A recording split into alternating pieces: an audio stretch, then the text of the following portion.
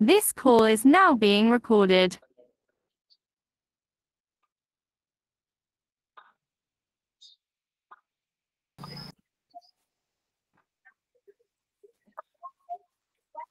काय चालू सर? करू चालू करू का? चालेल ना. ओके. नमस्कार सर्वांना. आजच्या सेशन मध्ये मी सर्वप्रथम सर्वांचं स्वागत करतो. जिल्हा परिषद अहिल्यानगर शिक्षण विभाग प्राथमिक यांच्या संकल्पनेतून सुरू असलेले मिशन आरंभ शिष्यवृत्ती मार्गदर्शन वर्ग इयत्ता 8वी आज दिनांक 20 जून 2025 वार शुक्रवार. आजचा विषय आहे भाषा. आजचा घटक असेल कार्यात्मक व्याकरण. उपघटक आहे शब्दांच्या जाती, विकारी व अविकारी शब्द.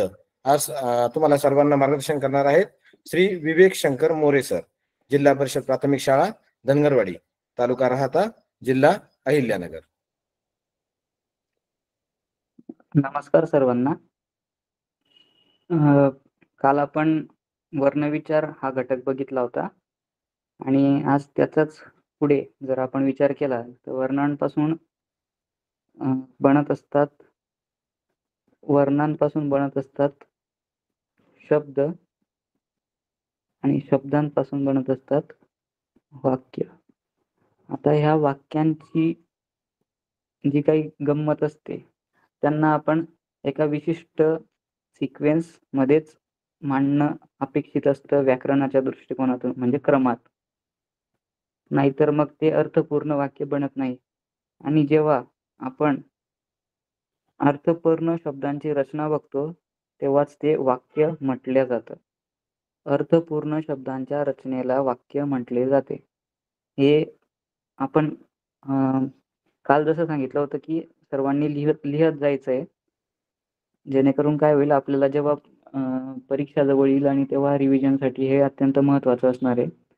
आणि आपण जर समजा आता शब्दांची रचना केली आहे आणि ती अर्थपूर्ण आहे आणि जेव्हा त्या वाक्यात शब्द आता मग जेव्हा आपण ते वाक्य बघूयात आणि जेव्हा व्याकरणाच्या दृष्टिकोनातून जेव्हा आपण त्या वाक्याची फोड करायला जाऊ तेव्हा ते वाक्यातील जे शब्द असतात ते वेगवेगळे कार्य करत असतात आणि ते वेगवेगळे कार्य करताना ते आपल्याला त्यांच्या वाक्यरचनेवरून कळतं. आणि शब्दांच्या या कार्य करण्याच्या विविध प्रकारात वर्गीकरण केले आहे आणि त्यांना सर्वांना काय म्हणतो मग आपण शब्दांच्या जाती म्हणतो. म्हणजे जे वर्गीकरण शब्दांचं त्या वाक्यामध्ये असेल त्यांना आपण शब्दांच्या जाती म्हणतो. आता शब्दांच्या जाती ह्या जर बघायला गेलो तर त्या 8 प्रकारात मोडलेल्या आहेत. ते 8 प्रकार कोणते? तर सर्वप्रथम विकारी हा एक टाईप आहे आणि म्हणजे हा प्रकार आहे आणि अविकारी हा दुसरा प्रकार आहे. विकारी म्हणजे काय तर ते सर्वात पहिले आपण जाणून घेऊया.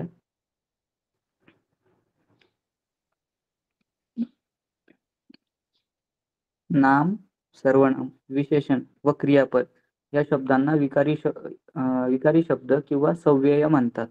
कारण वाक्यात उपयोग करताना या शब्दांमध्ये बदल होत असतो. अत्यंत महत्वाचं आहे, व्हेरी इम्पॉर्टंट. नाम, सर्वनाम, विशेषण व क्रियापद या शब्दांना विकारी शब्द किंवा सव्यय म्हणतात, कारण वाक्यात उपयोग करताना या शब्दांमध्ये बदल होत असतो. आता तो बदल कसा होत असतो हे आपण लवकरच बघणार आहोत. आणि आता अविकारी शब्द कशाला म्हणतो की क्रियाविशेषण, शब्दयोगी, उभयान्वयी आणि केवळ प्रयोगी या शब्दांना अविकारी किंवा अव्यय म्हणतो आपण, कारण वाक्यात उपयोग करताना या शब्दांमध्ये बदल होत नाही. इथे काय विकारी म्हणजे काय, ज्यात बदल होतो, आणि अविकारी म्हणजे काय, ज्यात बदल होत नाही. आता ते बघणार आहोत आपण काय असतं हे सर्व. विकारी आणि अविकारी शब्दांच्या मराठी व्याकरणाच्या दृष्टिकोनातून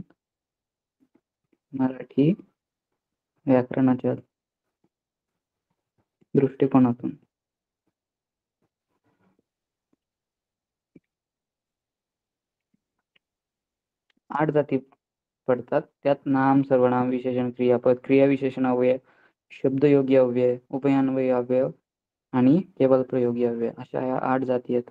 मग यातल्या ह्या पहिल्या 4 ज्या आहेत या आपण आत्ताच थोड्या वेळा बघितल्या, त्यांना आपण म्हणतो विकारी, ज्यांच्यात बदल होत नाही. दुसरं म्हणजे अविकारी. त्यानंतर आता आपण बघणार आहोत नाम. नाम कशाला म्हणतात? वास्तविक किंवा काल्पनिक सृष्टीतील कोणतीही वस्तू दाखविणारा जो विकारी शब्द असतो त्यास आपण नाम म्हणतो. सर्वनाम. आता सर्वात पहिले आपण वरवरून यांच्या डेफिनेशन बघणार आहोत, पण जेव्हा स्वतंत्र तो घटक बघूया तेव्हा आपण त्यांना अजून डीपली बघणार आहोत. सर्वनाम. जो विकारी शब्द विशिष्टार्थ द्योतक नसून त्यास पूर्वापर संबंधाने सर्व प्रकारांच्या नामांचा अर्थ येऊ शकतो, म्हणजे जो वाटेल त्या नामाबद्दल उपयोगात येतो त्यास सर्वनाम असे म्हणतात. ओके, बघणार आहोत आपण पुढे. विशेषण कशाला म्हणतात? जो विकारी शब्द नामाची व्याप्ती मर्यादित करतो त्यास विशेषण म्हणतात. क्रियापद. वाक्याचा अर्थ पूर्ण करणाऱ्या क्रियावाचक विकारी शब्दाला क्रियापद म्हणतात. क्रियाविशेषणाव्यय. ज्या अव्ययांनी क्रियेचे कोणत्याही प्रकारचे विशिष्टत्व दाखविले जाते, म्हणजे जे क्रियेसंबंधीचे स्थळ, काळ, रीती, संख्या इत्यादी धर्म दाखविले त्यास क्रियाविशेषण म्हणतात. शब्दयोगी अव्यय. जी अव्यय नामे नामांतराप्रमाणे योजलेली इतर शब्द यांच्या पुढे येऊन त्यांचा वाक्यातील इतर शब्दांशी संबंध दाखवत त्यास शब्दयोगी अव्यय म्हणतात. उभयान्वयी.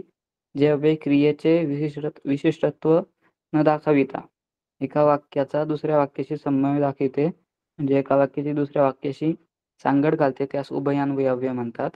केवल प्रयोगी. मनात दाटून आलेल्या भावनांचा स्फोट व्यक्त होण्यास केवल प्रयोगी अव्यय असे म्हणतात. ओके, आता आपण हे वरवरून बघितलंय, पण आता आपण खूप डीप मध्ये जाऊन बघणार आहोत काय असतं नाम.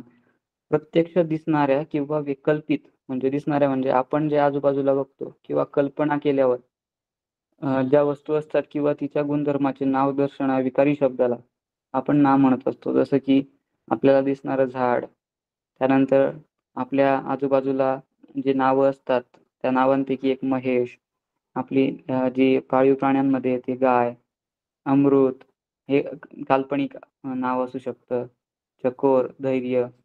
आता नामाचे प्रकार आपण बघणार आहोत. नामाचे प्रकार जसे की 3 मुख्य प्रकार पडत असतात. सामान्य नाम. आता सामान्य नाम कशाला म्हणतात? एकाच जातीच्या पदार्थातील समान गुणधर्मांमुळे त्या वस्तूला जे सर्वसामान्य नाव दिले जाते त्यास सामान्य नाम म्हणतात. म्हणजे आता समजा एकाच जातीच्या पदार्थातील समान गुणधर्मांमुळे ज्या वस्तूला जे नाव सर्वसामान्य नाव दिले जाते त्यास सर्वनाम.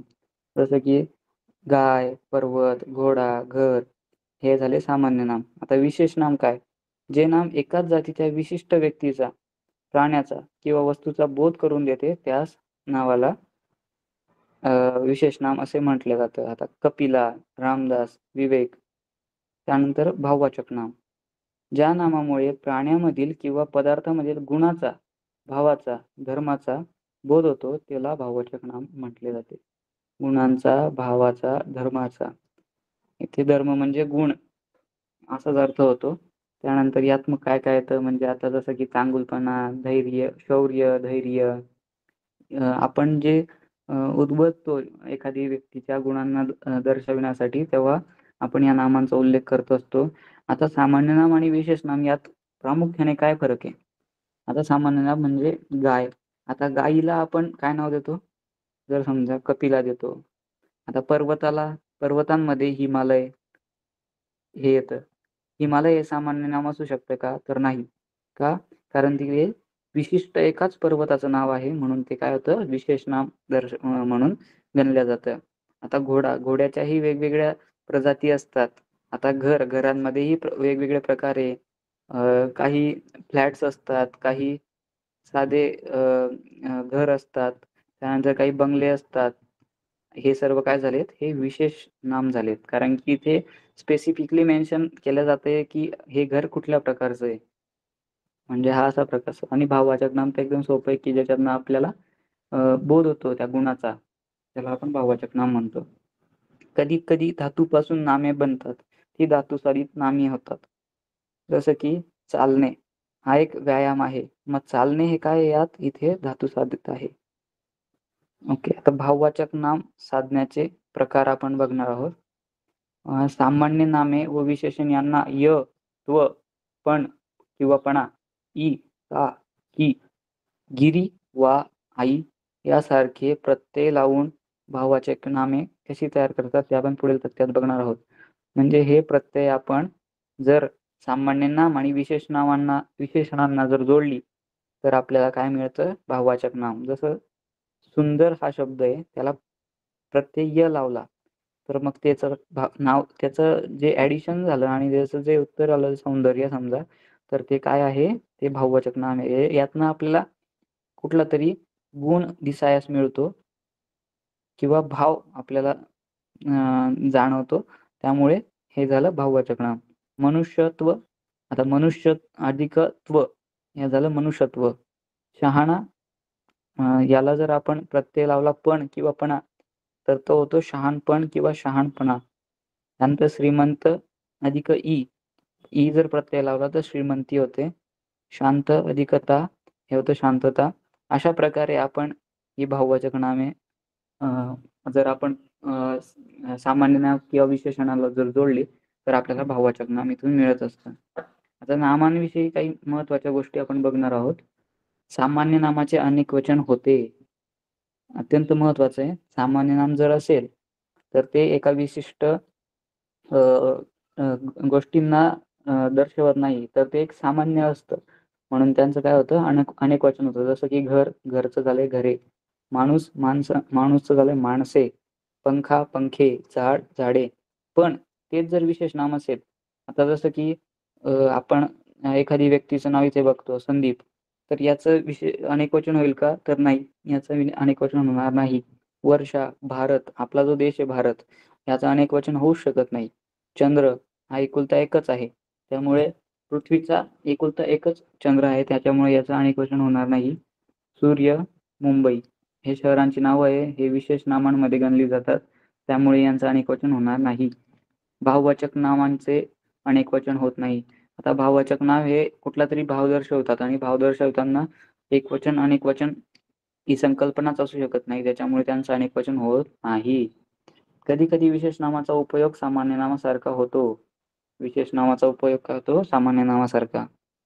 जसं की तो अगदी कुंभकर्ण आहे. इथे कुंभकर्ण ह्या व्यक्तीचा उल्लेख होत नसून पण त्याच्या गुणांचा उल्लेख त्या व्यक्तीला दर्शवण्यासाठी होतोय, म्हणून हे काय झालं? इथे सामान्य नाम झालं आहे. तसंच ती मूर्तिमंत हिडिंबा आहे, हे पण काय झालंय? त्या हिडिंबे या व्यक्तीचा उल्लेख होत नसून तर त्यांच्या भावांचा म्हणजे त्यांच्या गुणांचा उल्लेख होतोय, तर ते सामान्य नाम होते. कधी कधी भाववाचक नामाचा उपयोग सामान्य नामासारखाही होतो.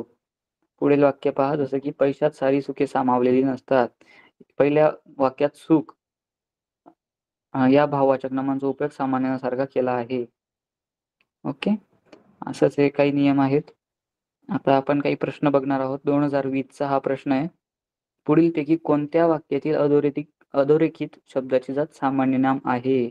आता इथे आपल्याला काही शब्द दिलेले आहेत आणि त्या शब्दांच्या जे अंडरलाईन केलेली लाईन आहे त्यात कोणतं असं वाक्य आहे की जे सामान्य नाम आहे, ते आपल्याला जर बघायचंय तर इथे आपण बघू. पहिलं वाक्य असं म्हणते की वयाच्या 12व्या वर्षी मी 7वी पास झालो. यात 12व हे अंडरलाईन वर्ड आहे, अधोरेखित शब्द आहे. त्यानंतर मानवता हाच खरा धर्म आहे. त्यानंतर गावोगावी नारद मुनींची संख्या वाढलेली आहे. बोलावणे आल्याशिवाय जाणार नाहीत. ओके, मग आता बघा, आपण थोड्या वेळा पहिले आत्ताच इथे वरती बघितलं होतं की हिडिंबा आणि कुंभकर्ण हे जे 2 नावं घेतली होती, या 2 नावांमध्ये इथे विशिष्ट व्यक्तीचा बोध होत नसून तो एका प्रकारचा उल्लेख करण्यासाठी, त्याला तुलना करण्यासाठी वापरलं गेलं होतं.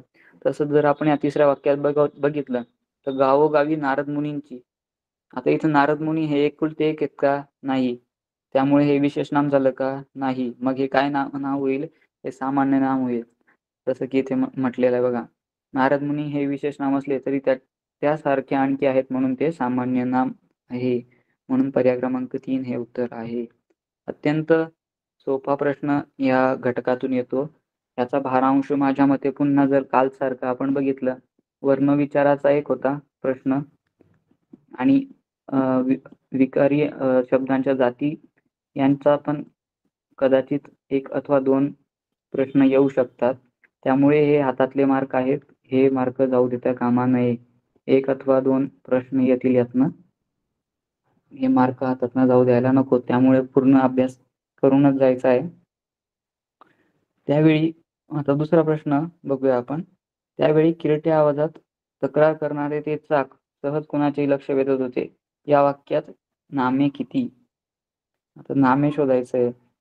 तर यात आपण जर नामे शोधायला गेलो, आवाज, तक्रार, नंतर किरट्या हे नाम नाहीये, त्यानंतर चाक आणि कुणाचेही लक्ष अशी ही किती नामे येत आहेत? मग 4 नामे येत आहेत.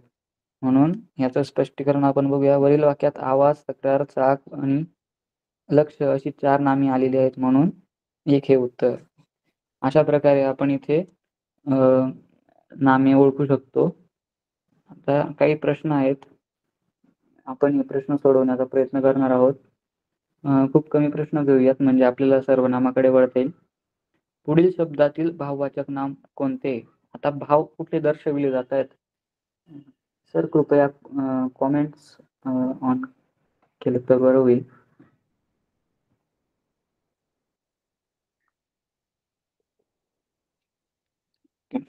प्रश्न क्रमांक 1. केलंय सर. Okay, thank you sir. पुढील शब्दातील भाववाचक नाम कोणते? आता इथे 4 शब्द आहेत. विजया, सौंदर्य, गाव आणि सागर. यात भाव दर्शवणारं कुठलं वाक्य आहे बरं? Very good, very good. छान रिप्लाय देत आहेत. Very good. पर्याय क्रमांक 2. इथे बघा, विजया हे काय झालं? विशेष नाम झालं. इथे कुठल्या तरी व्यक्तीचं स्पेसिफिक नाव आहे. आता गाव हे काय झालं? सामान्य नाम. सागर हे काय झालं? विशेष नाम. पण सौंदर्य हे सामान्य नामही नाही आणि विशेष नामही नाही. हे काय? भाव दर्शवणारं वाक्य शब्द आहे. त्यामुळे इथे सौंदर्य हे भाववाचक नाम झालं. ठीक आहे. आता प्रश्न क्रमांक 4 बघूया आपण. पुढील शब्दाचे भाववाचक नाम कोणते? शब्द आहे मनुष्य. सांगा बरं का. भाववाचक नाम आपण थोड्या वेळा पहिले बघितलं की त्याचं भाववाचक नाम कसं करतो आपण? प्रत्यय लावतो आपण. ओके.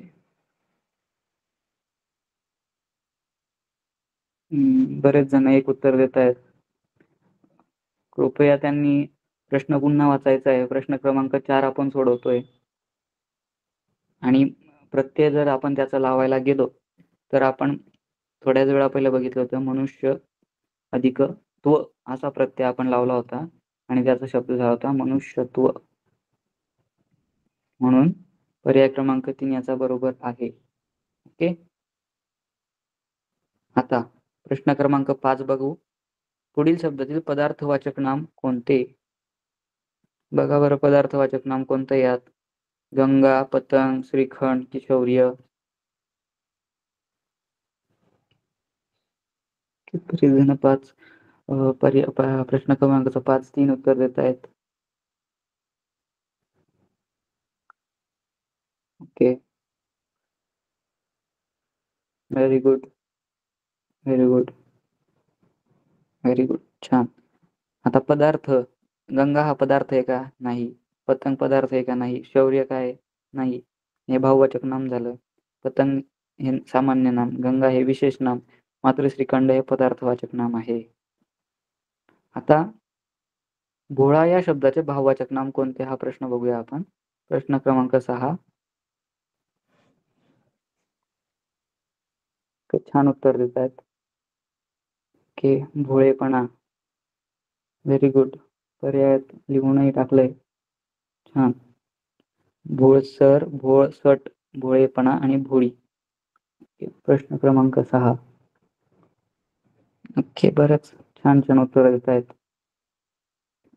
Very good. याचं उत्तर भोळेपणा आहे. भोळा अधिक जर त्याला प्रत्यय आपण पणा लावला तर तो होतो भोळेपणा. ठीक आहे. ओके. आता इथे पुढील शब्दातील समूहवाचक नाम कोणते? समूहवाचक नाम बघा बरं कोणतं आहे? लोक, प्राणी, झाडे आणि जथा.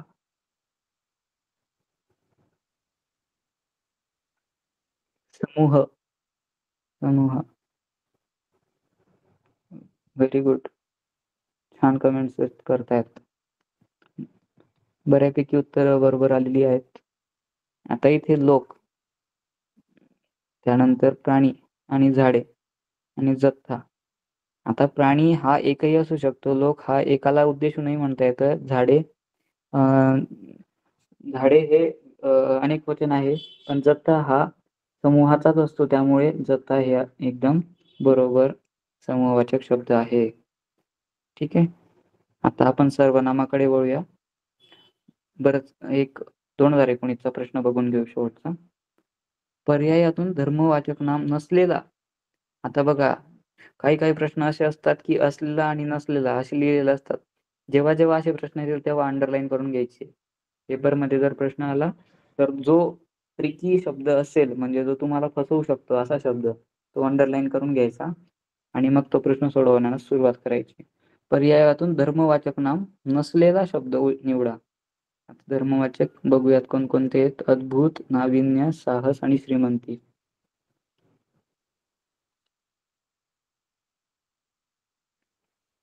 ओके, पर्याय क्रमांक 4, 1, 3 असे उत्तर येत आहेत. गुड.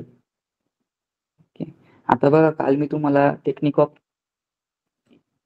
ऑफ इलिमिनेशन सांगितलं होतं.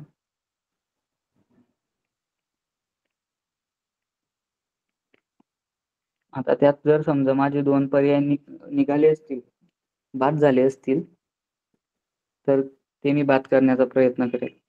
आता श्रीमंती हे काय झालं? श्रीमंती हे काय आहे? तर ते आहे भाववाचक नाम. त्यानंतर साहस हे पण भाववाचक. नाविन्य, आता माझ्याकडे 2च पर्याय उरलेले आहेत, नाविन्य आणि अद्भुत. आता नाविन्य पण मला काय वाटतंय, काहीतरी भावच दर्शवता येते, म्हणजे काहीतरी गोष्ट नवीन आहे किंवा काही, मग त्या गोष्टीबद्दल किंवा त्या वस्तूबद्दल एक भावच निर्माण होतोय, तेव्हा तो पण शब्द निघतोय. आणि अद्भुत म्हणजे माझ्याकडे जर 2 पर्याय उरले असतील तर मी 100% हा क्वेश्चन अटेंडच करायला पाहिजे, कारण की 50-50 चान्सेस आहे की कुठलं तरी एक उत्तर बरोबर येईल. त्यामुळे हे उत्तर जर आपण बाद केलं, म्हणजे या दोघांपैकी अटेंडच करायला पाहिजे. मग आता याचं उत्तर येतं अद्भुत. Okay, good. बऱ्यापैकी उत्तर योग्य दिलेली आहे. आता सर्वनामाकडे आपण वळूया. सर्वनाम म्हणजे काय? नामाऐवजी वापरल्या जाणाऱ्या विकारी शब्दाला सर्वनाम असे म्हणतात. उदाहरणार्थ, मी, तू, तो, ती, हा, ही, जो, कोण, काय आणि इत्यादी. म्हणजे आता समजा मला बोलायचं आहे आणि बोलताना मी सर्वप्रथम माझ्या नावाचा उल्लेख करेल आणि पुढच्या वेळेस जेव्हा मी माझ्या नावाचा उल्लेख करेल तेव्हा मी स्वतःचं नाव पुन्हा न घेता मी माझ्याबद्दल बोलेल, म्हणजे मी बोलतोय. सर्वप्रथम तुम्हाला इंट्रोडक्शन देताना मी म्हटलं जसं की माझं नाव विवेक आहे, तर यानंतर पुढे मी विवेक न म्हणता मी स्वतःलाच म्हणेल की मी बोलतोय, म्हणजे मी हे करेल, मी ते करेल असं. आता इथे सर्वनामांचे काही प्रकार असतात. सर्वप्रथम बघितलं तर पुरुषवाचक सर्वनाम. यातही 3 प्रकार पडतात. प्रथम पुरुषवाचक, द्वितीय पुरुषवाचक आणि तृतीय पुरुषवाचक. तर यात प्रथम पुरुषवाचक जर बघितलं, बोलणाऱ्या व्यक्तीने स्वतःविषयी वापरलेले सर्वनाम, जसं की मी, आम्ही, आपण. ओके, आणि त्यांची विभक्ती प्रत्ययांसहित रूपे. ठीक आहे. त्यानंतर द्वितीय पुरुष म्हणजे इथे स्वतःबद्दलच आपण बोलतोय. द्वितीय पुरुषवाचक म्हणजे बोलणारी व्यक्ती ज्याच्याशी बोलते त्याच्याविषयी वापरलेले सर्वनाम, जसं की मी आता तुमच्याशी बोलतोय, तर तू, तुम्ही, आपण आणि त्यांची विभक्त्या प्रत्ययासहित रूपे. आता तृतीय पुरुषवाचक सर्वनाम, बोलणारी व्यक्ती ज्याच्याविषयी बोलते त्याच्याविषयी वापरलेले सर्वनाम. म्हणजे आता आपण काय शिकत आहोत, तर ते व्याकरण शिकत आहोत. तो, ती, ते, त्या असं त्यांची विभक्ती प्रत्ययांसोबत रूपे. म्हणजे आपण आता प्रथम पुरुषवाचक मध्ये मी आलो. ओके, द्वितीय पुरुषवाचक मध्ये तुम्ही आलात आणि आपण ज्या गोष्टीची, हे दोघं मिळून ज्या गोष्टीला शिकत आहोत ते आलं तृतीय पुरुषवाचक मध्ये. म्हणजे आपण दोघं घटक जर एखाद्या विशिष्ट विषयाबद्दल बोलत असू तर तो तृतीय पुरुषवाचक मध्ये जातो, की मग तेव्हा आपण ते, तो, ती, ते, त्या. दर्शक सर्वनाम, जवळची किंवा दूरची वस्तू दाखविण्यासाठी वापरतात ते सर्वनाम. हा, ही, हे, या, तो, ती, ते, त्या.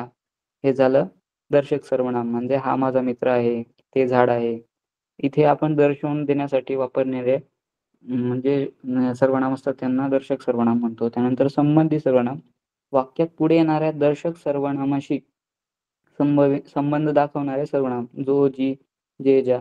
जो करील तो भरील म्हणजे संबंध दर्शवण्यासाठी जे सर्वनाम वापरले जातो त्यांना आपण संबंधी सर्वनाम म्हणतो.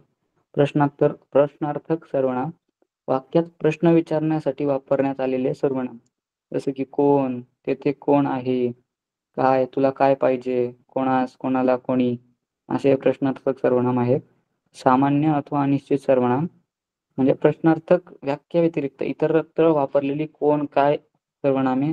जसं की कोण आले ते सांग. इथे प्रश्न विचारला जात नाहीये म्हणजे प्रश्न विचारताना कोण हा प्रश्नार्थक दृष्टीने वापरण्यात नाही आलेला आहे. त्यामुळे इथे हा सामान्य किंवा अनिश्चित सर्वनाम म्हणून गणला जातो. आता आत्मवाचक मध्ये स्वतः व आपण ही सर्वनामे जसं की मी स्वतः तेथे जाणार नाही किंवा स्वतः ते पत्र लिहील हे झाले आत्म म्हणजे स्वतःबद्दल वापरण्यात आलेली सर्वनामे. ठीक आहे. आता इथे काही सूचना आहेत जसं की आपण हे सर्वनाम आम्ही या अर्थाने आल्यास प्रथम पुरुषवाचक होते. उदाहरणार्थ अभ्यास केला तर पास हो. आपण अभ्यास केला तर पास हो. असं इथे जर आपण हे सर्वनाम वापरले गेले तर इथे प्रथम पुरुषवाचक ते दिसेल. जेणेकरून आपण त्यात इन्व्हॉल्व होतोय किंवा त्याच्यात पार्टिसिपेट सहभाग घेतोय असं इथे दर्शविण्यात येईल. म्हणून इथे हे काय झालं प्रथम पुरुषवाचक. कारण की तिथे मी स्वतः इन्व्हॉल्व आहे आणि इन्व्हॉल्व असताना मी म्हणतोय की आम्ही हा अभ्यास केला तरच पास होऊ. त्यानंतर आता आपण या सर्वनामाचं जर तुम्ही या अर्थाने आल्यास द्वितीय पुरुषवाचक सर्वनाम होते. जसं की आपण हे काम करावे. ओके. म्हणजे आपण दुसऱ्यांना सांगतोय म्हणून हे सर्वनाम काय झालं इथे द्वितीय पुरुषवाचक. आणि आपण हे सर्वनाम जर स्वतः या अर्थाने आल्यास आत्मवाचक होते. जसं की आपले काम आपण करावे. म्हणून हे काय झालं आत्मवाचक झालं. म्हणजे आपणच आपल्याबद्दल बोलतोय तेव्हा हे आत्मवाचक सर्वनाम म्हणून गणलं जातं. पुरुषवाचक आपण हे फक्त प्रथम व द्वितीय पुरुषाच्या अनेक वचनात येते व आदरार्थी येते तेव्हा आम्ही तुम्ही या अर्थी येते. ओके. आता आपण थोडे प्रश्न बघूया सर्वनामाचे. आपण खूप जिद्दी आहात या वाक्यातील अधोरेखित शब्दाचा सर्वनाम प्रकार ओळखा. आता इथे आपण खूपच जिद्दी आहात. आता याचा अर्थ इथे काय होतोय आपण स्वतःबद्दल बोलतोय का? नाही. कारण की आपण इथे दुसऱ्याला सांगतोय की तुम्ही खूप जिद्दी आहात. मग इथे प्रथम पुरुषवाचक येईल का? नाही. तृतीय येईल का? नाही. आत्मवाचक म्हणजे स्वतःबद्दल म्हणतोय का मी इथे? तर नाही. इथे फक्त द्वितीय पुरुषवाचक म्हणजे मी त्या समोरच्या व्यक्तीला सांगतोय की तुम्ही खूप जिद्दी आहात. जसं आता जर तुम्हाला म्हणायला गेलं तर तुम्ही खूप गुणवान विद्यार्थी आहात कारण की तुम्ही आज या गुणवत्ताधारक विद्यार्थ्यांच्या क्लासमध्ये बसलेले आहात. आता हे तुम्ही काय झालं? हे द्वितीय पुरुषवाचक झालेत. कारण की मी तुमच्याबद्दल बोलतोय. मी माझ्याबद्दल बोलतोय का? नाही. म्हणून हे द्वितीय पुरुषवाचक सर्वनाम झालं. ठीक आहे. आता दुसरं उदाहरण. ज्याची खावी पोळी त्याची वाजवावी टाळी. आता अधोरेखित शब्दाचा सर्वनाम प्रकार ओळखा. आता इथे ज्याची हे अधोरेखित शब्द आहे आणि त्याचा सर्वनाम आपल्याला ओळखायचं आहे. मग इथे दर्शक, संबंधी, प्रश्नार्थक आणि सामान्य अशा प्रकारे पर्याय आपल्याला दिलेले आहेत. आता जर बघायला झालं तर ज्याची हे संबंधी सर्वनाम आहे कारण की आपण ज्याची पोळी खाऊ आणि म्हणजे ज्याची आणि त्याची हे काय आलेले आहेत लागून आलेले आहेत म्हणून हे संबंधी शब्द आहेत त्याच्यामुळे हे संबंधी सर्वनाम आहे. पुढीलपैकी सर्वनाम असलेला पर्याय निवडा. ये, हे, दे, घे. आता यात ये, दे, घे ही क्रियापदे आहेत. हे नामाऐवजी येणारे शब्द सर्वनाम आहे म्हणून हे पर्याय क्रमांक 2 जो आहे. आता हे सर्व काय झालीत हा एक म्हणजे ए, दे, घे हे काय आहेत हे क्रियापद आहेत. त्याच्यामुळे हे सर्वनामांमध्ये मोडल्या जात नाहीत. म्हणून फक्त हे आहे सर्वनामाचा प्रकार. आता इथे मला सांगा पहिल्या प्रश्नात काल तुमच्याकडे कोण आले होते. आता हा कोण कुठल्या प्रकारचा सर्वनाम आहे? पुरुषवाचक, संबंधित, अनिश्चित की प्रश्नार्थक? सांगा बरं. ओके. इथे बघा प्रश्न विचारण्यात आलेला आहे. तर इथे काय होईल मग? प्रश्नार्थक सर्वनाम इथे म्हटल्या जाईल. आपण स्वतः 2 शब्द बोला. आता इथे जर बोला म्हटलंय म्हणजे काय, दुसऱ्याला कमांड दिलेली आहे, दुसऱ्याला आदेश दिलाय. तर त्या आदेशात प्रथम पुरुषवाचक येईल का? म्हणजे इथे पुरुषवाचकच येईल, पण इथे त्यांनी प्रथम द्वितीय न विचारल्यामुळे हे पुरुषवाचक सर्वनामाचा हा प्रकार आहे, कारण की ते आत्मवाचक नाहीये, ते दर्शक नाहीये आणि ते प्रश्नार्थक नाहीये. आता बघा, आताच थोड्या वेळा पहिले जसं आपण सोडवला होतो, ज्याची खावी पोळी त्याची वाजवावी टाळी, तशाच प्रकारचा इथे प्रश्न येतोय. प्रश्न क्रमांक 3. जो मुलगा उंच आहे तो धावण्यात पहिला आला. आता मला सांगा बरं, प्रश्न क्रमांक 3 चं उत्तर. Very good, very good, very good. Kopargaon, Karjat इथले विद्यार्थी बरोबर उत्तर देत आहेत. अकोल्याचंही उत्तर आलेलं आहे. Very good, very good. पर्याय क्रमांक 4 एक जण म्हणतोय. तर बघा, इथे आत्मवाचक पर्याय क्रमांक 4 आहे, बरोबर. आता इथे जो आणि तो हे 2 शब्द असे आहेत की ते संबंध दर्शवतायत एकमेकांशी. जो मुलगा उंच आहे तो धावण्यात पहिला आलाय. मग इथे मी स्वतःबद्दल बोलतोय का? तर इथे मी माझ्या स्वतःबद्दल बोलत नसून मी एका भलत्याच व्यक्तीबद्दल बोलतोय की जो उंच आहे आणि तो धावण्यात पहिला येतोय. मग इथे काहीतरी संबंध दर्शवला जातोय, नाही का? संबंध दर्शवणाऱ्या जे 2 शब्द आहेत, जो आणि तो, यांना आपण काय म्हणतो? संबंधी सर्वनाम म्हणतो. आता इथे 4था प्रश्न बघूया. तेथे काय घडेल मला सांगता येणार नाही. आता हे काय म्हणजे कोणत्या प्रकारचं सर्वनाम आहे? प्रश्नार्थक, अनिश्चित, दर्शक की आत्मवाचक? सांगा बरं. की इथे अनिश्चित प्रकारे, इथे प्रश्न विचारला गेलेला नाहीये. इथे अनिश्चित प्रकारे मोडण्यात येतं. ठीक आहे. Very good. छान प्रकारे उत्तर दिलं. ओके. कृपया फक्त उत्तरांचेच पर्याय तिथे नोंदवा, स्वतःहून चॅट करू नका. ठीक आहे. विशेषण. आता विशेषणाबद्दल आपण बघणार आहोत. नामाबद्दल विशेष माहिती सांगणाऱ्या विकारी शब्दाला विशेषण असे म्हणतात. जसं की उदाहरणार्थ चांगला, वाईट, पांढरा, पुष्कळ, धीट इत्यादी. नामाबद्दल विशेष माहिती सांगणाऱ्या विकारी शब्दाला. आता जसं की एक नाम आहे समजा. पक्षी हे नाम आहे इथे आणि या पक्षाबद्दल आपण काहीतरी विशेष सांगतोय की तो पक्षी खूप सुंदर आहे, म्हणून तिथे आपण म्हणतोय त्याला सुंदर पक्षी. आता जेव्हा इथे नाम आहे आणि हे विशेषण आहे, तर इथे विशेषण तर आपण म्हणूयात, पण जर ते नाम विशेषणाशी जोडून आलेलं असेल तर त्याला आपण काय म्हणतो? विशेष्य म्हणतो. काय म्हणतो? विशेष्य. जसं की संबंधित नामाला विशेष्य म्हणतात. ठीक आहे. आता विशेषणाचे प्रकार आहेत. गुणविशेषण.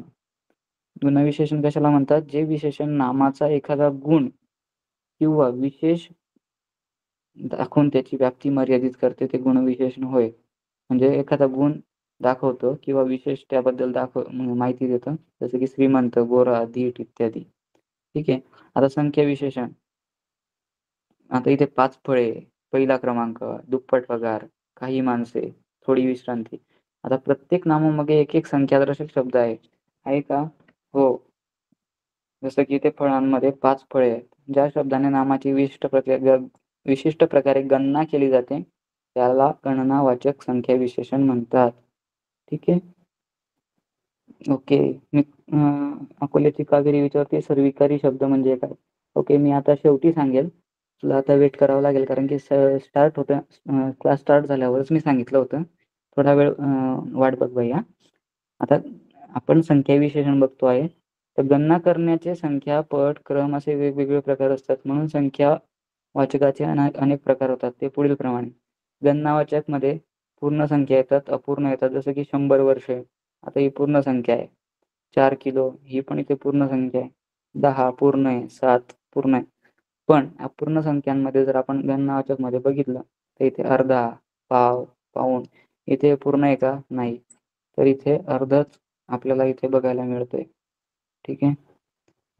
त्यानंतर साकल्य, सारी, उभयता, दाही हे झालं सर्वच्या सर्व म्हणजे साकल्य म्हणजे सर्वच्या सर्व. जिथे आपण गणना करू तेव्हा आपण साकल्य प्रकारचं विशेषण बघतो. क्रमवाचक पहिला, दुसरा, तिसरा असं प्रकारे. आवृत्तीवाचक दुप्पट खर्च, दुहेरी गोप, त्रिवार वंदन म्हणजे इथे पट आहे तिथे.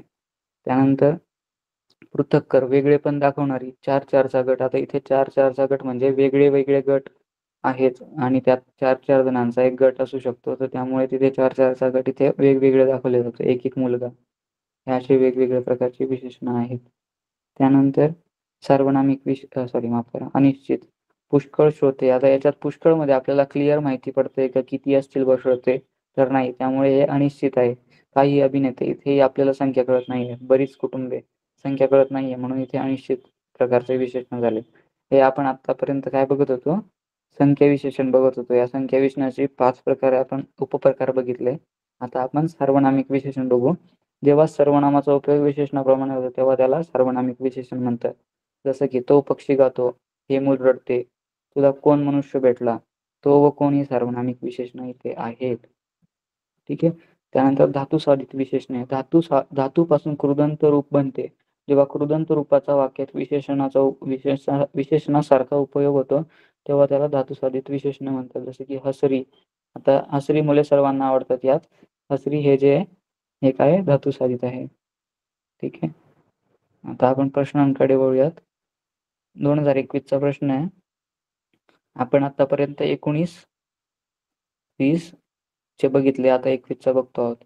माझ्या खणखणीत आवाजाने आणि ठणठणीत भाषणाने सारी सभा मी विद्वानांवरूनच टाकली.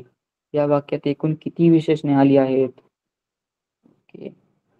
आता बघा इथे ना जर मी बघायला गेलो तर विशेषणांमध्ये बघा माझ्या खणखणीत आवाज हे विशेषण नाहीये. त्यानंतर ठणठणीत भाषण होतं म्हणजे कशाबद्दल माहिती सांगतोय आपण नामाबद्दल. मग हे कशा प्रकारे होतं की खणखणीत, ठणठणीत. आता सारी आपण गणनावाचक मध्ये बघितला एक प्रकार आहे की ज्याच्यात अनिश्चित प्रकारच्या संख्या दर्शविण्यात आलेली आहे. माफ करा, हे पृथक म्हणजे पूर्ण जिथे आपण संख्या दाखवतोय तेव्हा तर ते सारी संपूर्ण. तर सारी सभा हे झालं काय विशेषण. म्हणजे इथे एकूण किती विशेषणे आहेत? 4 विशेषणे आहेत म्हणून पर्याय क्रमांक 1 याचा बरोबर होतो. ठीक आहे. आता मध्यरात्रीच भुंकणाऱ्या कुत्र्याचा आवाज ऐकू येत होता. मध्यरात्रीच भुंकणाऱ्या कुत्र्याचा आवाज ऐकू येत होता. यात आपल्याला भुंकणाऱ्या या शब्दाचा विशेषण प्रकार ओळखायचा आहे. आता बघा इथे गुणविशेषण आहे का ते? तर नाही. संख्या आहे का त्याच्यात लिहिलेली? नाही. संख्या दर्शवत नाहीये. सार्वनामिक आहे का ते? नाही. पण भुंकणे ह्या धातूपासून भुंकणाऱ्या हे विशेषण कुत्रा या विशेषणासाठी आले आहे म्हणून पर्याय क्रमांक 4 हे उत्तर आहे. म्हणजे ते धातुसाधित आहे. ठीक आहे.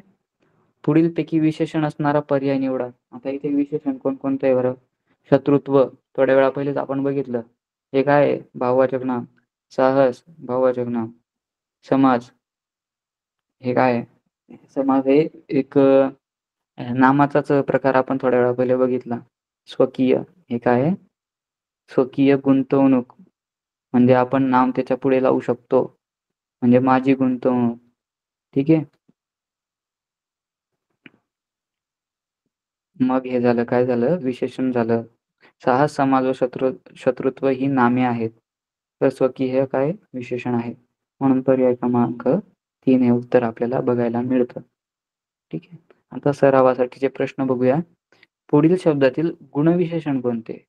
बघा कडू, 10 लिटर, अर्धा मीटर आणि पुष्कळ. मला या पुढच्या शब्दांची काही घेणं नाही कारण की त्या नाम आहेत. बरोबर. मी फक्त हे पुढचं बघेल की ते कोणत्या प्रकारचं विशेषण मला दिसतंय. आता 10 लिटर म्हणजे इथे काय आहे? संख्या विशेषण आहे. बरोबर. अर्धा संख्या विशेषण आहे. पुष्कळ संख्या आहे.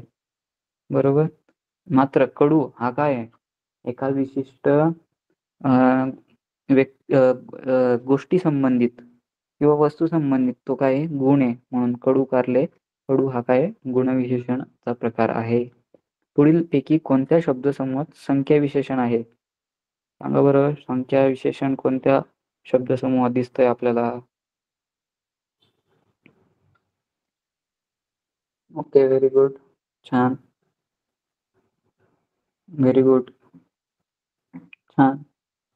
Very good. बरेच जण कोपरगावहूनही सांगतायत. अकोले, कोपरगाव, बरेच जणांचे, बऱ्याच तालुक्यातील विद्यार्थ्यांची उत्तरं बरोबर येत आहेत.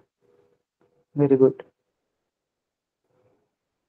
बघा आता इथे विद्वान, उंच, दाट आणि अर्धा, बरोबर. हे काय झालं? विशेषणं झालीत. आता इथे विद्वान संख्या दर्शवतोय का? विद्वान नाही. उंच संख्या दर्शवतोय का? नाही. दाट संख्या दर्शवतोय का? नाही. अर्धा मात्र काय दाखवतोय? संख्या. म्हणजे काहीतरी असा संख्या दर्शवतोय की जेणेकरून आपण त्याला संख्या विशेषण प्रकारामध्ये आपण त्याला मोडू शकतो. ठीक आहे. त्यानंतर पुढील शब्दातील सार्वनामिक विशेषण कोणते? आता सार्वनामिक विशेषण बघायचं आहे आपल्याला. शोधा बरं का.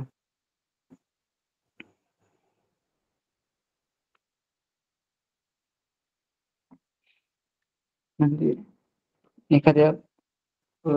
एखाद्याला तो डिस्क्राईब करत असेल. ठीक आहे. बघा इथे निळा, उडता, तो आणि रंगीत. इथे तो जो आहे हा काय आहे? सर्वनामाचा प्रकार, म्हणजे सर्वनामासारखा दिसतोय म्हणून तो सार्वनामिक विशेषण आहे. ठीक आहे. आता आपण क्रियापदाकडे वळू. क्रियेचा बोध करून वाक्याचा अर्थ पूर्ण करणाऱ्या विकारी शब्दाला क्रियापद असे म्हणतात. जसं की लिहितो, बोलतात, लिहील आणि गेला. हे काय झालेत? क्रियापदे झालीत. आता क्रियापदाचे काही प्रकार आहेत. जसं की सकर्मक आणि अकर्मक हे मुख्य प्रकार. त्यानंतर संयुक्त क्रियापद हा तिसरा प्रकार आहे. तर यात सकर्मक क्रियापद जर आपण बघितलं, ज्या क्रियापदाचा अर्थ पूर्ण करण्यासाठी कर्माची आवश्यकता असते त्याला सकर्मक क्रियापद असे म्हणतात. जसं की तो पत्र लिहितो, त्याने तुला पाहिले. आता लिहितो, पाहिले ही सकर्मक क्रियापदे आहेत. आणि अकर्मक म्हणजे काय? जिथे कर्माची आवश्यकता नसते त्याला अकर्मक क्रियापद म्हणतात. जसं की तो बसतो, तो तिथे, म्हणजे तो कुठे बसतोय हे इथं आपल्याला माहिती पडतंय का? तर नाही. ती तेथे आली. तेथे म्हणजे कुठे? नक्की कुठे हे माहिती पडतंय का? नाही. त्यामुळे इथे जिथे कर्म नाहीये ना त्या क्रियापदांना आपण काय म्हणतो? अकर्मक क्रियापदे. आता संयुक्त क्रियापद या भागाकडे वळू. आपण मैदानात खेळू. खेळू हे काय झालं? संयुक्त. मीना मैदानात खेळू लागली. आता पहिल्या वाक्यात खेळू हा क्रियावाचक शब्द आहे. तो वाक्याचा अर्थ पूर्ण करतो म्हणून खेळू हे क्रियापद आहे. पण दुसऱ्या वाक्यात खेळू हा क्रियावाचक शब्द आहे.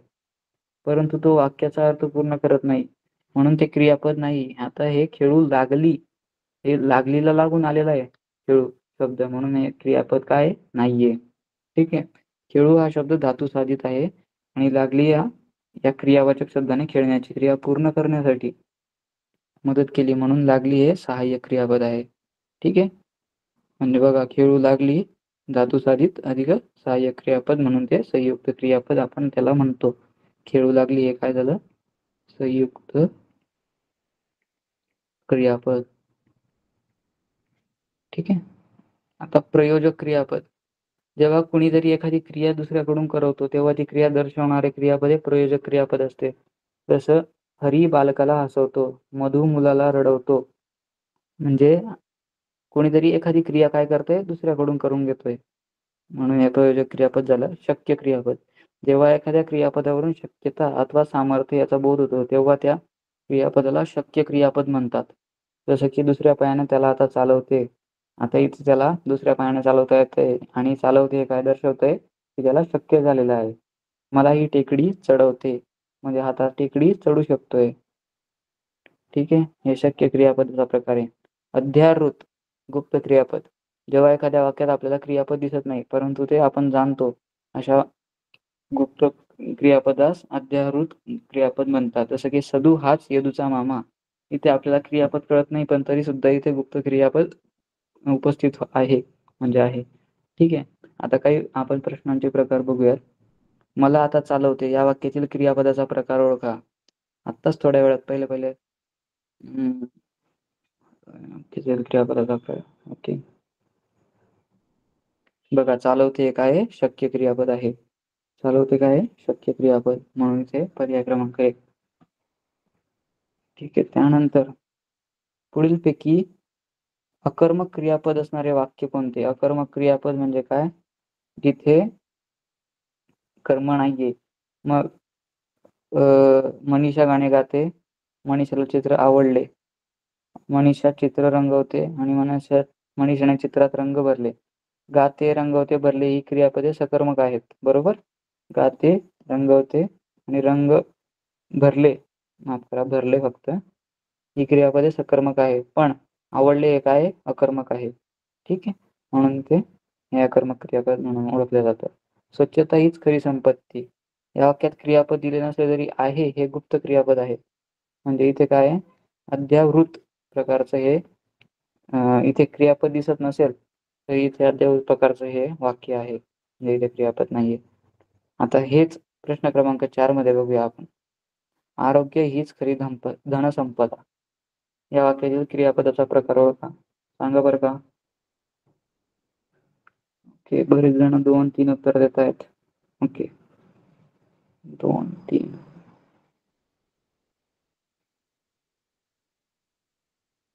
ओके, इथे क्रियापद दिसतंय का आपल्याला? इथे क्रियापद नाहीये, पण ते गुप्तपणे इथे काम करतंय, म्हणून हे काय झालं? अद्यावृत प्रकारचं क्रिया. रोहनने ढोल वाजवला. अधोरेखित शब्दाचा क्रियापद प्रकार ओळखा. क्रियापद प्रकार ओळखायचा आहे वाजवला या शब्दाचा. सांगा फटाफट. ओके, रोहनने ढोल वाजवला. हे प्रयोजक क्रियापद आहे. ठीक आहे, आता आपण क्रियाविशेषण अव्यय बघू. क्रियेविषयी माहिती देणाऱ्या अविकारी शब्दांना क्रियाविशेषण अव्यय म्हणतात. जसं की तू खाली बस. क्रियेविषयी माहिती देणारा हा अविकारी शब्द आहे. माहिती देणार आहे म्हणजे बसण्याची ही क्रिया आहे, पण कुठे बसण्याची? तर खाली बसण्याची. म्हणून इथे क्रियाविषयी माहिती देणाऱ्या अविकारी शब्दांना क्रियाविशेषण अव्यय म्हणतात. क्रियाविशेषण अव्ययांचे काही प्रकार आहेत. स्थलवाचक, कालवाचक, रीतिवाचक, परिणामवाचक किंवा संख्यावाचक. स्थलवाचक म्हणजे क्रिया कोठे घडली ते दाखवणारं, त्याला म्हणतो आपण क्रियाविशेषण अव्यय. जसं की स्थितीदर्शक, येथे, तेथे, लांब, दूर, सभोवती, आसपास, खाली, वर, मध्ये, आसपास, पुढे, कोठे इत्यादी. तेथे एक शाळा आहे, पुढे पटांगण आहे, सभोवती वर्ग आहेत. ठीक आहे, इथे आपण स्थिती दाखवतोय वर्गाची आणि पटांगणाची. वर्ग कुठे आहेत? सभोवती. पटांगण कुठे आहे? पुढे. ठीक आहे, त्यानंतर गतिदर्शक, इकडून, तिकडून, येथपासून, दूरून, चोहीकडून, कोठून, हे इत्यादी काय आहेत? गतिदर्शक क्रियाविशेषण अव्यय आहेत. जसं की इकडून सरळ गेलात की एक मंदिर आहे, हा काय दर्शवतोय? कालदर्शक क्रियाविशेषण आहे. त्यानंतर पुलावरून नदी वाहते, पुलाखालून नदी वाहते, वरून वाहने जातात, हे काय? सातत्य दर्शवतंय वरून. येथपासून सर्व जमीन आमची आहे. त्यानंतर चोहीकडून, अशा प्रकारे. आता कालवाचक, इथे काय होतंय? क्रिया केव्हा घडली. आता आपण काय बघितलं होतं? कोठे घडली थोड्या वेळा पहिले. आता ही काय बघतोय आपण? केव्हा घडली. कोठेमध्ये काय होतं? स्थलवाचक, आणि कालवाचक मध्ये काय आहे की कोठे केव्हा हे काल दर्शवते. मग आता कालदर्शक मध्ये आता, काल, उद्या, तूर्त, पूर्वी, जेव्हा, तेव्हा, हल्ली इत्यादी हे शब्द येत असतात. मग त्यानंतर जर वाक्य बघायचे म्हटली तर हल्ली महागाई झाली आहे. सातत्यामध्ये काय? नेहमी वजन करावे, सतत मनन करावे, अजून, सतत, नेहमी, अद्याप, नित्य इत्यादी हे शब्द इथे क्रियाविशेषण अव्यय दाखवणारी असतात. आवृत्तीदर्शक मध्ये क्षणोक्षणी, पुन्हा पुन्हा, वारंवार, दररोज, हरघडी इत्यादी हे शब्द आपल्याला बघायला मिळतात. तो पुन्हा पुन्हा तेच तेच बोलत होता. क्षणोक्षणी बाबांच्या रागाचा पारा चढत होता. हे काय झालं? आवृत्तीदर्शक कालवाचक क्रियाविशेषण. त्यानंतर रीतिवाचक, क्रिया कशा तऱ्हेने घडते. आता आपण थोड्या वेळा पहिले कोठे आणि केव्हा बघितलं. आता कशा तऱ्हेने घडते ते दाखवणारे क्रियाविशेषण हवे हे रीतिवाचक क्रियाविशेषण हवे असतात. प्रकारदर्शक मध्ये असे, जसे, तसे, व्यर्थ, उगीच, आपोआप, सावकाश, जलद. वाक्य काय काय आहेत? जसे करावे तसे भरावे, हरिण जलद पळते. अनुकरण दर्शक मध्ये पटपट, झटपट, तुरतुरू, टपटप, मटामटा. वरील वाक्य क्रियेचे अनुकरण करणारे आहेत. जसे की झटपट काम करावे, पटपट निर्णय घ्यावा, हे काय झालं? रीतिवाचक. कशा तऱ्हेने सांगतोय आपण? पटपट करायचंय काम, हे पटपट निर्णय घ्यायचा आहे. निश्चयदर्शक मध्ये खरोखर, नक्की, खचित. मग वाक्य काय? त्याने खरोखर मनापासून अभ्यास केला आहे, हे काय? निश्चय दर्शवत आहेत. त्यानंतर कशा तऱ्हेने आपण त्याचा अभ्यास केलेला दर्शवत आहेत, त्याला नक्की यश मिळेल. ठीक आहे, अनुक्रमदर्शक, हळूहळू, क्रमशः. आता परिणामवाचक किंवा संख्यावाचक बघायचं की क्रिया कितीदा घडली ते दाखवणारे काय येते क्रियाविशेषणाव्यय, म्हणजे जसं की अनेकदा, भरपूर, हे काही उदाहरणं आहेत. त्यानंतर आपण प्रश्नांकडे वळूयात. आजकाल अपघातांची संख्या वाढत चाललेली आहे. अधोरेखित शब्दाचा क्रियाविशेषणाव्ययाचा प्रकार ओळखायचा आहे. आजकाल स्थलदर्शक आहे, कालदर्शक आहे, रीतिदर्शक का परिणामदर्शक आहे, सांगा बरं. आजकाल, आजकाल म्हणजे आपल्याला केव्हा घडली आहे क्रिया हे माहिती पडतंय. केव्हासाठी काय आपण थोड्या वेळा पहिले बघितलं. केव्हासाठी काय कालदर्शक, ते काय आहे क्रियाविशेषण अव्यय. केव्हा म्हणजे काय कालदर्शवते ते. अलीकडे तुझी व माझी कधीच गाठभेट झाली नाही. आता क्रियाविशेषण अव्यय प्रकार ओळखायचा आहे आपल्याला. अलीकडे हा अधोरेखित शब्द आहे. अलीकडे इथे काय होतं थोड्या वेळा पहिले आजकाल, आता अलीकडे. अलीकडे मध्ये बघा बरं, तो कालवाचक आहे, स्थलवाचक आहे, परिणामवाचक की रीतिवाचक. अलीकडे, अलीकडे, अलीकडे, अलीकडे बरेच जण उत्तर आहे. ओके, 2-1, 2-1. ओके, व्हेरी गुड, छान. आता अलीकडे म्हणजे काय काल दर्शवतंय, म्हणजे थोड्या वेळा पहिलेच झालंय ना. कधी झालंय अलीकडे, म्हणून तो काल दर्शवतोय. पुढील पैकी सातत्यदर्शक कालवाचक क्रियाविशेषण अव्यय कोणते नाही. सातत्यदर्शक कालवाचक क्रियाविशेषण अव्यय कोणते नाही. नाही जिथे आलाय तिथे अंडरलाईन करायची. त्यानंतर सातत्यदर्शक कालवाचक क्रियाविशेषण, सातत्यदर्शक कालवाचक बघा. आता सातत्य नाहीये, सातत्य नाहीये बघा कुठे कुठे.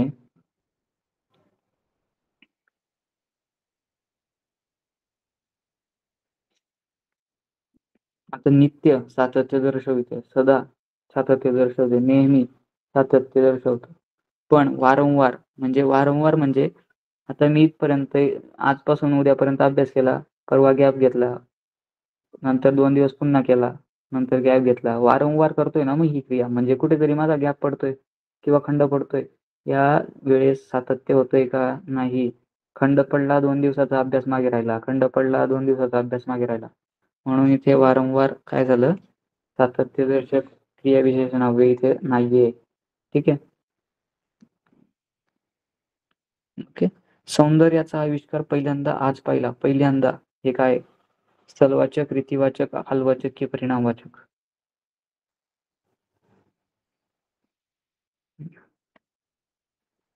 व्हेरी गुड, बऱ्याच विद्यार्थ्यांनी छान उत्तर दिलंय. परिणामवाचक आहे. अत्र्यांचं भाषण म्हणजे हसता हसता पुरी वाट लागते. अव्यय प्रकार ओळखायचा आहे. हसता हसता, हसता हसता. अत्र्यांचे भाषण म्हणजे हसता हसता, हसता हसता काय बरं का, कुठल्या प्रकारचं अव्यय. तर हे क्रियाविशेषण अव्यय. ओके, आता आपण शब्दयोगी अव्यय बघूया. जो शब्द वाक्यातील एखाद्या शब्दाला जोडून येतो, नीट लक्ष देऊन ऐका, जोडून येतो, आणि ज्या शब्दाला तो जोडून येतो त्या शब्दाचा त्याच वाक्यातील दुसऱ्या एखाद्या शब्दाचे संबंध दर्शवतो, त्या अविकारी शब्दाला शब्दयोगी अव्यय म्हणतात. म्हणजे जोडून पण येईल आणि त्या दुसऱ्या एखादी वाक्यासोबत त्याचा संबंधही दर्शवेल, याला आपण काय म्हणतो शब्दयोगी. जसं की हे बघा, वर, घरावर कौले टाकूया, या वाक्यातील वर हा शब्द काय आहे शब्दयोगी अव्यय. तो शब्द घर या मूळ शब्दाला जोडून आला आहे आणि त्यामुळे घर या शब्दाचा टाकूया या शब्दाशी संबंध जोडला गेलाय. टाकूया याच्याशी काय झालाय, घरावरती आपल्याला कौले टाकायचे आहेत, तर मग टाकूयाशी आपल्याला काय झालं संबंध जोडला गेलाय. जसं की मुलांकडे, इथे अजून एक उदाहरण. आता याच्यातील फरक काय आहे, क्रियाविशेषण अव्यय आणि शब्दयोगी अव्यय यांच्यातील फरक जर बघितला. आता पतंग वर उडाला, आता इथे पतंग आणि वर हे दोन वेगवेगळे शब्द आहेत. हे जर वर हा जो शब्द आहे तो लागून आलेला आहे का, नाही, तो वेगळा शब्द आहे, म्हणून तो क्रियाविशेषण अव्ययामध्ये मोडतो. आणि इथे पुस्तक टेबलावर, आता हा टेबलाशी जोडून आलेला आहे आणि याला ह्या क्रियापदाला तो काहीतरी अर्थपूर्ण मार्गदर्शन करतो एक प्रकारे, तर त्यामुळे तो शब्दयोगी अव्ययामध्ये मोडला जातो वर. आता उदाहरण बघूयात. अण्णांना माझ्या विना करमत नाही या वाक्यातील अधोरेखित शब्दात आलेले अव्यय कोणते? सांगा मग आता. माझ्या विना, विना जे आहे ते अव्यय जोडलेले आहे आणि ते काय आहे? शब्दयोगी अव्यय आहे. व्हेरी गुड, छान. भर हे शब्दयोगी अव्यय. म्हणजे पहिला पर्याय म्हणतोय फक्त अनेक वचनीय नामाला जोडता येते, फक्त एकवचनी नामाला जोडता येते, कोणत्याही वचनातील नामाला जोडता येते, फक्त स्त्रीलिंगी नामांनाच जोडता येते. आता बघा, शब्दयोगी अव्यय हे फक्त आणि फक्त एकवचनीय नामाला जोडता येतं. हा नियम आहे. आता जर समजा दिवस अधिक भर हा शब्द आहे, मग याचं कॉम्बिनेशन काय होईल? दिवस भर. आता दिवस याचा जर आपण अनेक वचन बघितला, म्हणजे कुठलाही आता याचं अनेक वचन होणारच नाही सहसा, आणि जर झालं तर मग तो दिवसेंदिवस असा, तर तो त्याला भर हा शब्द भर हा प्रत्यय लावता येणार नाही, म्हणून हे एकवचनाशी जोडता येतं. ठीक आहे. पुढीलपैकी शब्दयोगी अव्यय असणारे वाक्य ओळखा. अण्णांचा निरोप मला मिळाला. आता हा प्रश्न राहू देऊ आपण उभयन अव्ययाकडे जाऊ. आपल्याकडे वेळ कमी उरला आहे. दोन शब्द, दोन वाक्य जोडणाऱ्या अविकारी शब्दाला उभयान्वयी अव्यय म्हणतात. जसं की आणि, व, किंवा, परंतु आणि म्हणून. म्हणजे दोन शब्द आणि दोन वाक्य जोडणाऱ्या अविकारी शब्दाला, जसं की बघा आणि होता, व होता, परंतु होता. आता इथे काय काय आहेत? प्रधानसूचक उभयान्वयी अव्यय. हे अव्यय दोन प्रधान वाक्य जोडण्याचे कार्य करते, जसं की आणि, व, शिवाय, अन, परंतु, पण, अथवा. गौणत्व सूचक हे एक प्रधान वाक्य व एक गौण वाक्य अशी दोन वाक्य जोडण्याचे काम करते. आता इथे काय होतं? फक्त प्रधान सूचक मध्ये काय आहे? प्रधानत्व. प्रधानत्व म्हणजे दोन प्रधान वाक्य आहेत, आणि गौणत्व म्हणजे काय? एक प्रधान आहे आणि एक काय? गौण आहे. ठीक आहे. हाच एवढा प्रामुख्याने फरक आहे. आता प्रश्न बघूया. तो दूध किंवा सरबत घेतो या वाक्यातील अव्यय प्रकार ओळखायचा आहे. तो शब्दयोगी आहे, उभयान्वयी आहे, क्रियावाचक आहे, केवल प्रयोगी आहे? सांगा बरं मग. तर तो आहे काय आहे? उभयान्वयी अव्यय आहे. तर तो आहे उभयान्वयी, कारण की किंवा हा काय शब्द इथे, हा जो शब्द आलाय हा जोडून आलेला आहे आणि दोन शब्दांना एकत्र करतोय, दोन वाक्यांना एकत्र करतोय, म्हणून तो उभयान्वयी अव्यय झालेला आहे. त्यानंतर पुढील कोणत्या वाक्यात उद्देशबोधक उभयान्वयी अव्यय वापरले आहे? उद्देशबोधक. शरीर निरोगी व्हावे म्हणून मी प्राणायाम करतो. उद्या योग दिवस आहे, सर्वांनी प्राणायाम योग करायचा आहे. ठीक आहे. कारण की काय? त्याने काय होतं? आपलं शरीर निरोगी होतंय. प्रयत्न केला तरच यशस्वी होता येते. ठीक आहे. आता इथे आपल्याला उद्देश मिळतोय का प्रयत्नाचा? भारताला स्वातंत्र्य मिळाले कारण अनेकांनी त्यासाठी प्राणार्पण केले. तुम्ही गावी आलात की मी पैसे देईन. आता इथे आपल्याला उद्देश शोधायचा आहे. उद्देश कुठे भेटतोय? शरीर निरोगी व्हावे म्हणून मी प्राणायाम सुरू केले. इथे उद्देश झालेला आहे, म्हणून आपण पर्याय क्रमांक 1 हे उत्तर मानलेलं आहे. ठीक आहे. आता केवल प्रयोगी अव्यय बघूयात.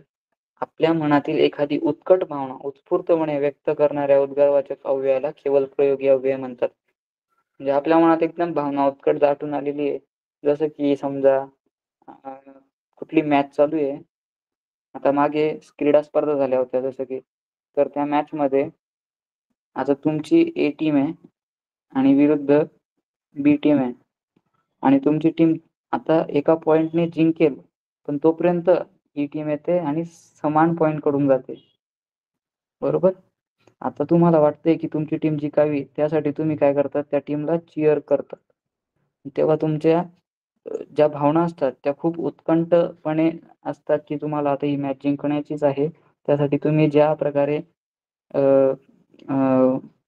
त्या भावना उत्स्फूर्तपणे व्यक्त करतात, त्यांना आपण आणि ते जे शब्द असतात त्यांना आपण काय म्हणतो? केवल प्रयोगी अव्यय म्हणतो. जसं की इथे बघा, आता काही त्यांचे प्रकार आहेत. हर्षदर्शक. हर्षदर्शकांमध्ये काय काय आहे? की अहो, ओहो, वा, वाह वाह, आ हा हा. वाक्यात उपयोग जर बघितला, ओहो तुम्ही केव्हा आलात. शोकदर्शक मध्ये अरे रे, हाय हाय, अगं आई ग. अशा प्रकारचे हे केवळ प्रयोगी अव्ययाचे प्रकार आहेत. आश्चर्यदर्शकांमध्ये अरे वा, अबब, अरे बापरे, ओ हो, अशा प्रकारे आपण यांचा वाक्यातही उपयोग बघू शकतो. अरे वा, काय सुरेख गायला तो, छान. अनुमोदन किंवा संमतीदर्शक, होय, हो, ठीक, अच्छा, बरं आहे, इत्यादी. तिरस्कारदर्शक मध्ये छे, छट, हट, छी, अशा प्रकारे आपण तिरस्कार हा दर्शवत असतो. उद्वेग किंवा संतापदर्शक, हट, छट, थुत इत्यादी. अशा प्रकारे आपण काय करत असतो, संताप आपण दर्शवण्याचा प्रयत्न करतो शब्दांच्या वाटे. मौनदर्शक, चुप, गप्प हो, अशा प्रकारे आपण म्हणतो जसं की चूप, तू काही सुद्धा बोलू नकोस. संबोधनदर्शक, अहो, अगं, अरे, ए. आता वाक्यात होतंय, अरे, जरा इकडे. विरोधदर्शक, छे छे, छट, ऊहू. आता अशा प्रकारे आपण विरोध दर्शक करणारे केवळ प्रयोगी अव्यय हे वापरत असतो. त्यानंतर प्रशंसादर्शक, वाह वाह, शाबास, भले इत्यादी. ठीक आहे. आता काही प्रश्न जर बघितले तर इथे पुढीलपैकी संमतीदर्शक केवळ प्रयोगी अव्यय कोणते नाही?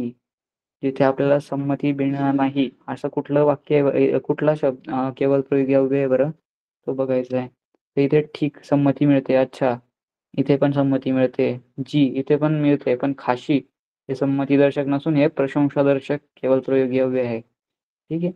त्यानंतर टिंब हे असं कसं झालं रे, या वाक्यात रिकाम्या जागी कोणते केवळ प्रयोगी अव्यय येईल? सांगा बरं. आता हे काय आहे, दुःखद घटना आहे. दुःखद घटनात अबब म्हणू का? अबब हे आश्चर्यदर्शक, छे छे नाही, वा वा नाही, अरे रे इथे फक्त अरे रेच हे केवळ प्रयोगी अव्यय येऊ शकतं. आता बघा, विकारी शब्द आणि अविकारी शब्द हे सांगायचं आहे मला पुन्हा. विकारी म्हणजे काय? अशा असे शब्द ज्यांचा वाक्यात उपयोग करताना त्या शब्दांमध्ये बदल होतो, त्यांना आपण काय म्हणतो? विकारी शब्द म्हणतो. काय म्हणतो? विकारी. म्हणजे जर समजा आपण त्यांचा वाक्यात उपयोग करायला जाऊ तेव्हा त्यांचा बदल होतो, जसं की नाम, सर्वनाम, विशेषण, क्रियापद. आणि अविकारी शब्द म्हणजे त्यांना त्या शब्दांचा वाक्यात उपयोग करताना त्या शब्दांमध्ये बदलच होत नाही, म्हणून त्यांना आपण अविकारी शब्द म्हणतो, जसं की क्रिया, विशेषण, शब्दयोगी, उभयान्वयी आणि केवल प्रयोगी. अशा प्रकारे आजचा आपला हा पाठ किंवा घटक जो होता की विकारी आणि अविकारी शब्द झालेला आहे. काल आपण वर्णविचाराचं बघितलं होतं. थोडंसं रिव्हिजन करून देतो, जसं की त्यात भाषा बघितली, मराठी काय असते, कोणत्या लिपीत बोलली जाते, व्याकरण. त्यानंतर मराठी वर्णमाला, स्वर, व्यंजन, स्वरादी, स्वरादीमध्ये अनुस्वार, विसर्ग, 14 खडी आता शासन निर्णयानुसार 2009चा झालेली आहे. वर्गवारी होती, स्वरादी. त्यानंतर स्वर कोणकोणते, त्यांचे प्रकार कसे, ऱ्हस्व, दीर्घ, स्वरांच्या जातीनुसार संयुक्त स्वर. त्यानंतर स्वरादी, व्यंजने, विशेष संयुक्त व्यंजने क्ष आणि ञ ते कसे बनलेत ते आपण बघितलं होतं. अक्षरे, शब्द.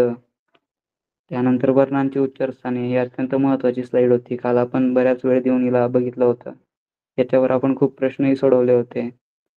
जोडाक्षर बघितले होते, वर्णरचना बघितली होती. या वर्णरचनेवरनं PYQ येतो हेही तुम्हाला सांगितलं होतं. हा PYQ आपण बघितला होता. ठीक आहे. अशा प्रकारे सोडवलं. आणि आज आपण काय काय बघितलंय, विकारी आणि अविकारी शब्द बघितले, ज्यात नाम, सर्वनाम, विशेषण, क्रियापद जे विकारी शब्द आहे, ज्यांचं की त्यांचं बदलणारे शब्द आहेत, त्यांचं लिंग, वचन आणि विभक्ती ह्या बदलत असतात, पण अविकारींमध्ये कोणताही बदल होत नाही. ठीक आहे. हे बघितलंय. अशा प्रकारे आपण आजचा हा तास थांबूया इथेच. धन्यवाद.